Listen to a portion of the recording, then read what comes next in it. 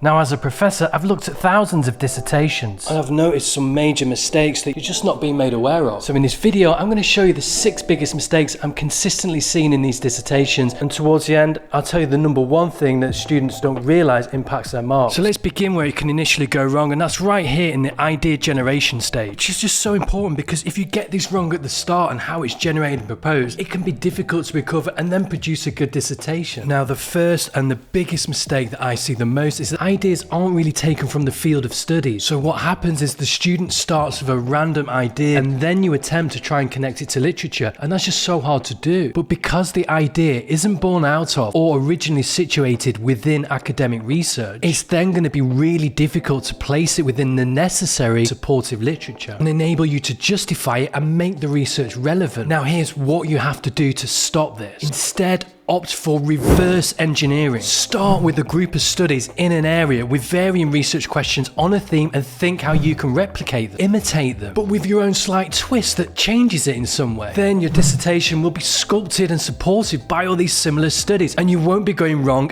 at the beginning from word go. Oh yeah, and before we move on, there's a second mistake that I see, which is an unwillingness to let go of an idea, even when it's failing or wrong and you've been advised against it. For some reason, students get really attached to ideas, they put the effort in, or they don't want to start again, but really you must let go and start again if it's the best thing for you. If it's not working, get rid of it and change. Now onto the proposal, which I've seen thousands of in my time, so listen to what I've got to say on this. The main fault that I see at this stage is that students just haven't moved their ideas along enough. Now, I don't know about you, but I was always a Johnny I'll do it later merchant, and I never got the studying done when I should have done, especially the writing. And I think, if I was honest, I think my work suffered a lot because of this. There's some things that you just can't do at the last stage. However, you've just got to view your proposal like it's its own standalone piece of work that is judged and assessed. And so many students either underestimate how advanced it needs to be or just aren't ready to put the effort in at this early stage. So my big advice for you is put the effort in early. It really pays off. And this is an insider's view. I just really never see a student who does an amazing proposal and then does really terrible in their dissertation. And this just confirms how important it is to be doing well at this early stage. Because if you have this underlying structure set in place at the beginning, you're well on your way. So be that person. And here we are amongst some of my literature at home, and I'm going to give a quick tidy up and put some books away as I'm talking about literature reviews for you. Now, from my experience, there's 2 big things that I can help you with regarding the literature review. Now, the first biggest sin is when you're just presenting the field and you're not critically engaging in a dialogue with that literature. An example of this might be a subject like CSR. So if a student was doing a literature review on this subject,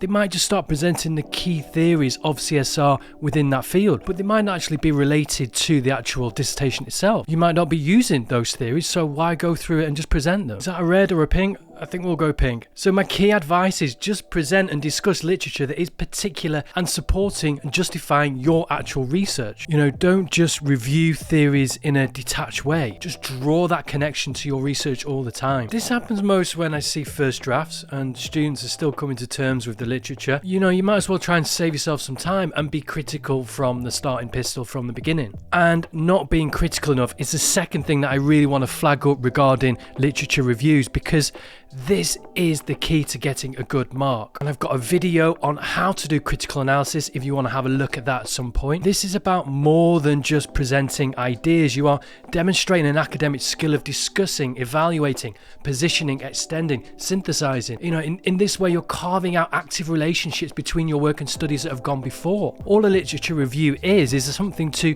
substantiate and justify why you're doing this research. It lays the platform. A good methodology is like a good sandwich.